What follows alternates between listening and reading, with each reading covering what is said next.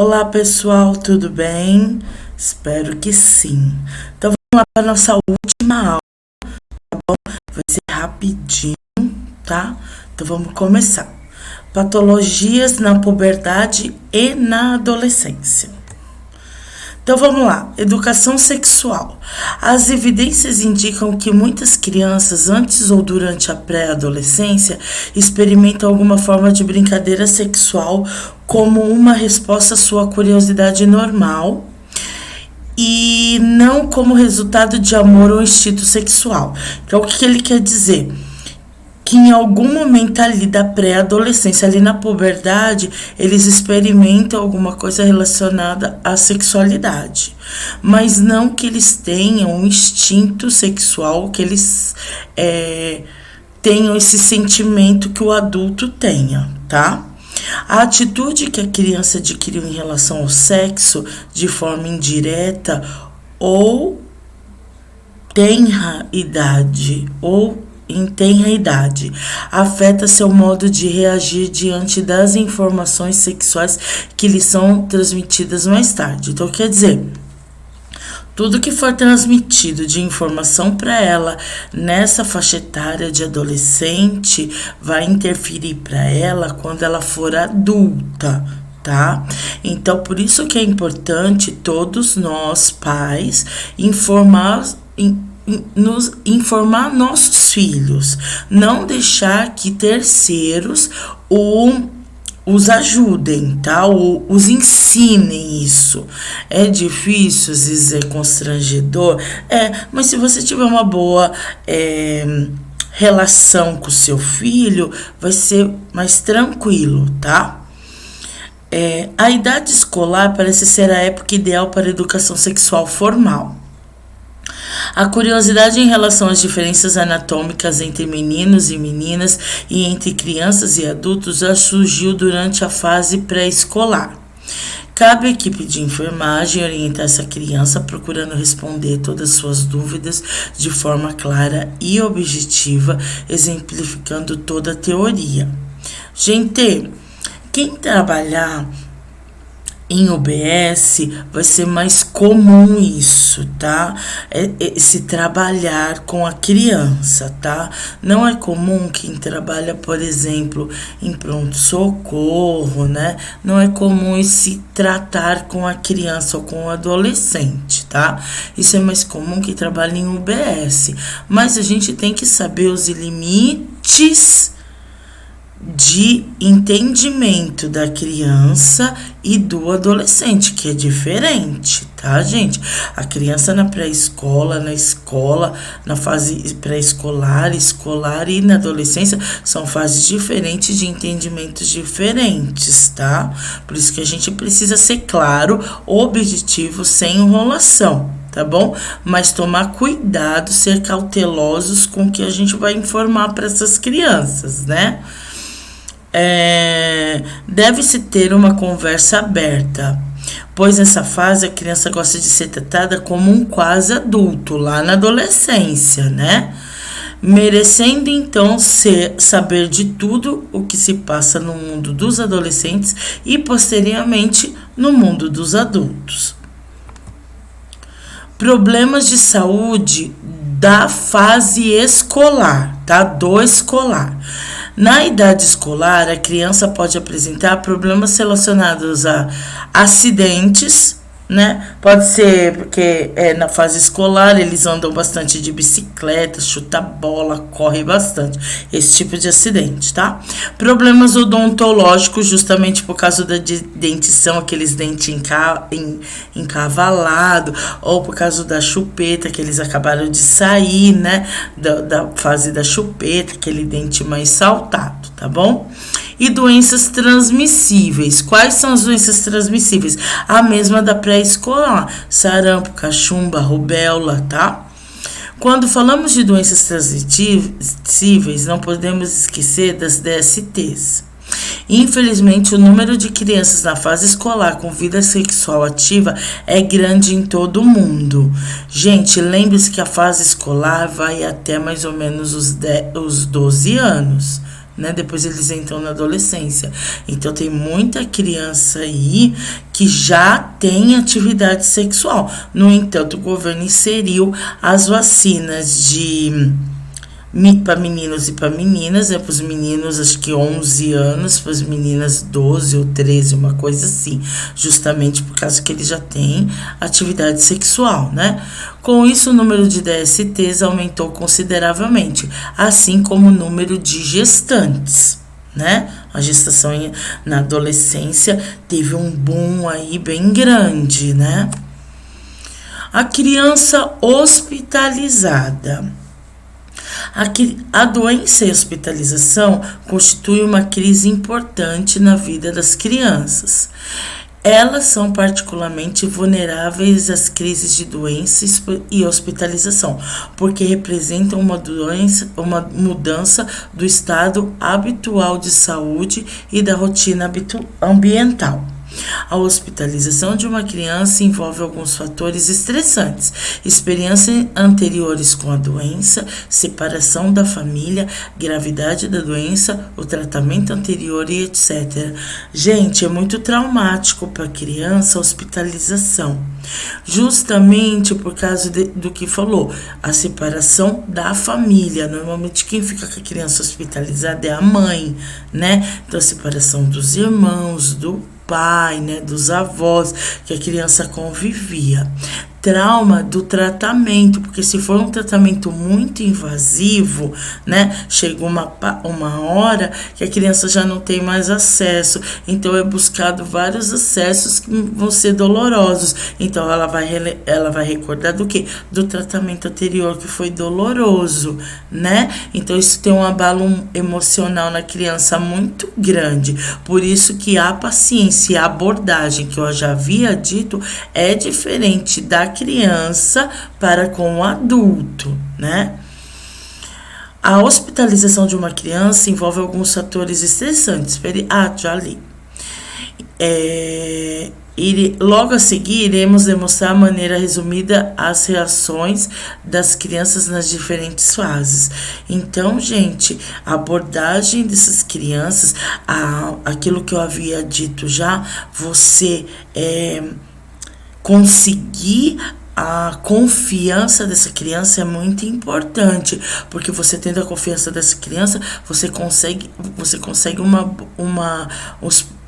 realizar procedimentos mais facilmente, né? Ela ajuda com os procedimentos, por isso que é importante a abordagem com essa criança, tá? Então vamos lá, na idade lactente, né? Qual é a idade lactente? Dos 29 dias até 2 anos de idade, né? Então, quais são as reações e comportamentos da criança hospitalizada na fase lactente? Ela chora, ela grita, ela procura pelos pais, agarra esses pais, evita o contato com estranhos e oferece resistência, justamente por causa daquilo que eu acabei de falar, da má recordação, né? Qual a intervenção do profissional? Como que o profissional tem que intervir nessa situação? Permitir a visita dos pais sempre, né? Procurar deixar a criança o mais confortável possível, né? Confiar no profissional, orientar os pais a participarem da assistência, quer dizer, mãezinha, contribui aqui, ajuda aqui, né? Empregar técnica de redução de dor.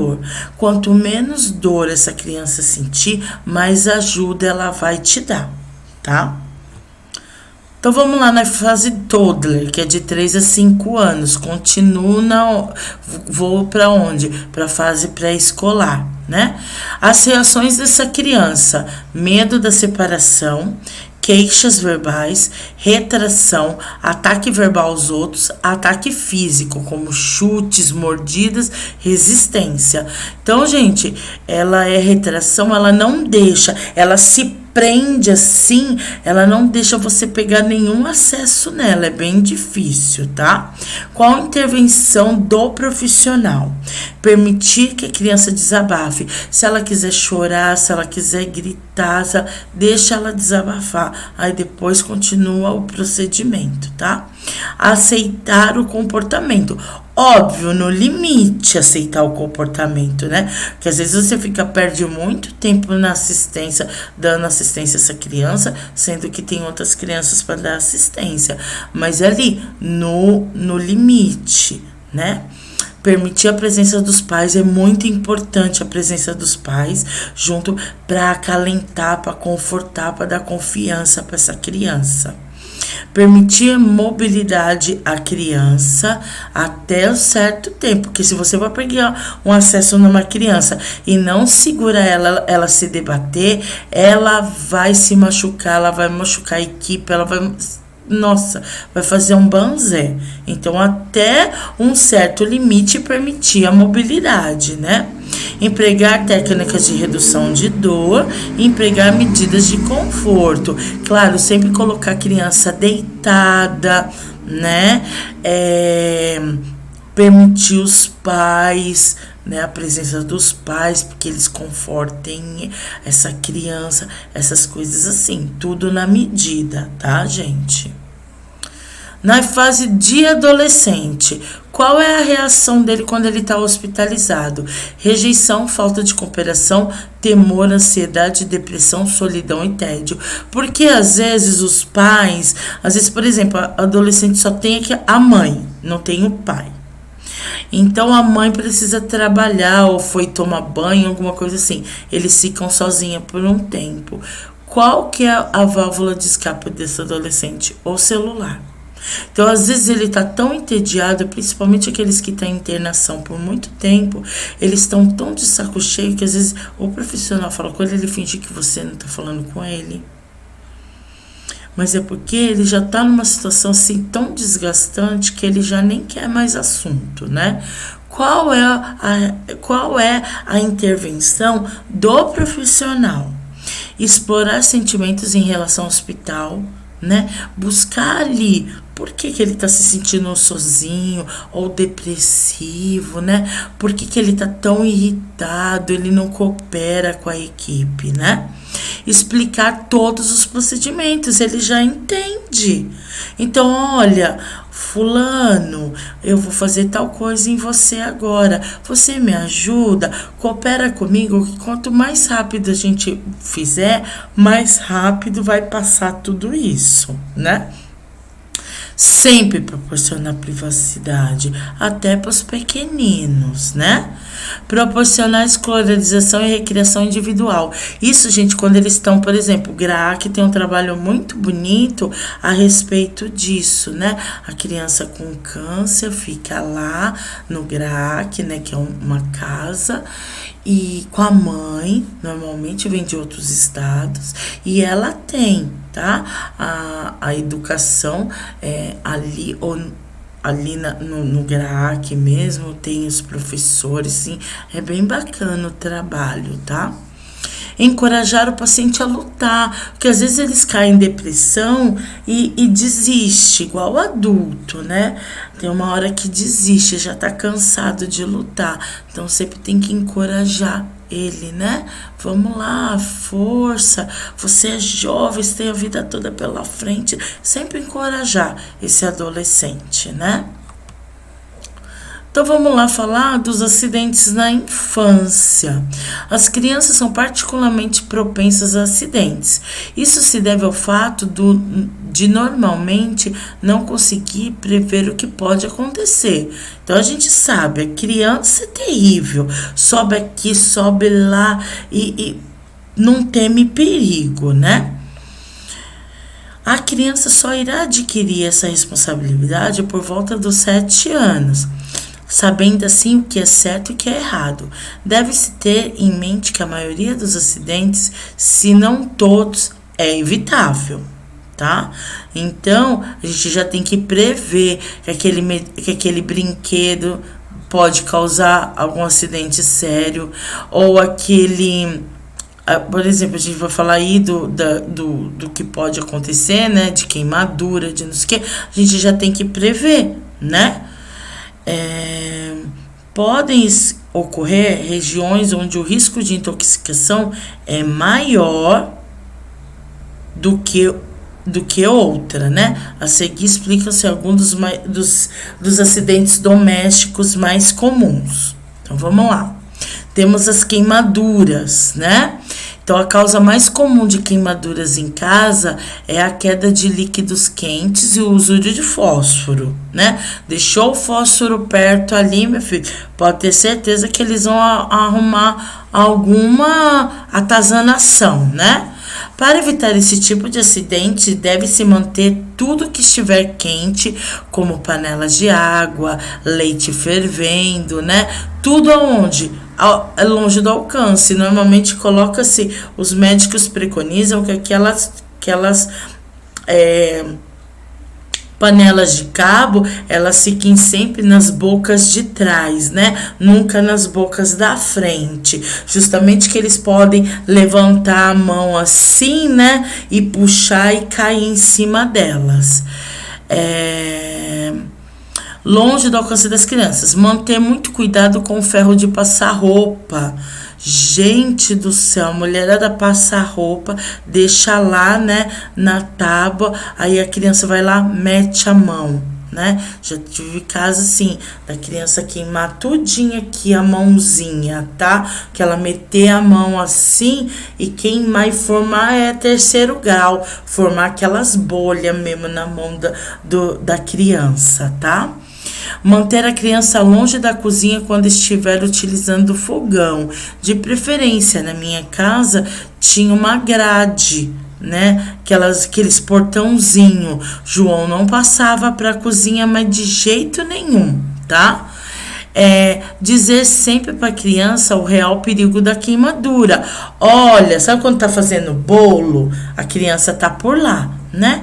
Se não encosta aí. Aí a criança vai e fica te testando, né? Aí você põe a mão, o dedinho lá, ai, tá vendo como dói? Queima, faz dodói, machuca. Então tem que mostrar para ela que aquilo é real, que aquilo vai machucá-la, né? Em grande quantidade, o real perigo da queimadura. O caso de envenenamento ocorre quando se engole medicamentos, produtos de limpeza, etc., em grande quantidade.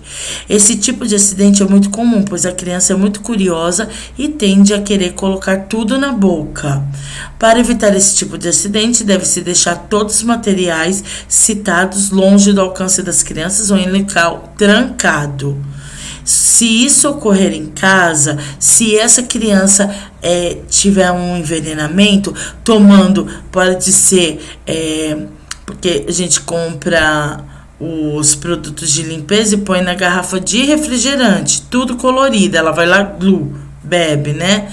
Então, por isso que tem que deixar fora do alcance delas, no armário, assim, ou alto, né? E medicação também.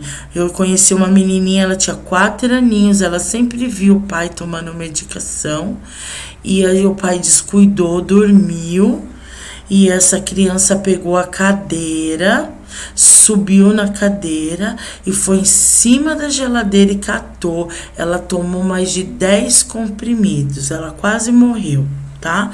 Então a criança vê, lembra daquela história de imitação? Então a criança vê e tenta fazer igual, tá? Então o que a gente faz no caso se ocorrer um envenenamento, né? Procurar saber o que a criança ingeriu, tá?